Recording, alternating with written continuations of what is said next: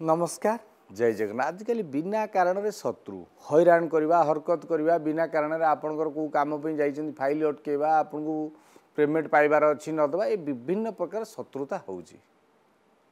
ते सब शत्रु मुक्ति पाइया पे शत्रुतार मुक्ति पे जणे होउचनी माँ बगलामुखी आउ जणे भी अछंती आम जदि बगलामुखी जप करछे तबे सेथुर मुक्ति मिले किंतु आउ जणे देवी अछंती जार मंत्र को अति साधारण सहज उपाय पाठ करदेले शत्रु विनाश हो जिवे।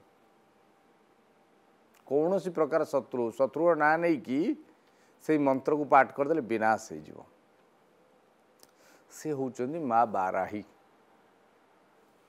आपण कौन करिवे शुक्रवार ठारू 12 दिन पर्यंत दिन को मात्र 12 थर ओं बाराही देवी नमो ओं बाराही देवी नमो ओं बाराही देवी नमो यही मंत्र को जप करिवे। 12 थर जप करिवे एवं बाराही को प्रणाम करिवे पूर्व मुख होइकरी।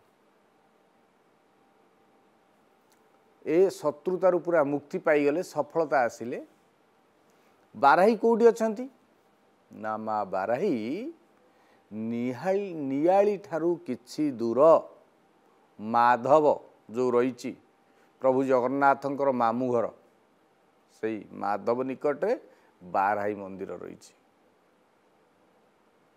नियाली ठारू अनति दूर रे आपण जाइकरी माँ बाराही की दर्शन कर। जदि आपणकर शत्रु होउचंदी जीवन में बारंबार तेबे मध्य आपण जाइकी बाराही मंदिर रे आपण पूजा अर्चना करें एवं ओं बाराही नम मंत्र जदि जप करती भी आपन को बहुत सफलता मिल। आपण जानतु माँ बाराही की दर्शन करंतु सफलता ही सफलता मिल। जय जगन्नाथ।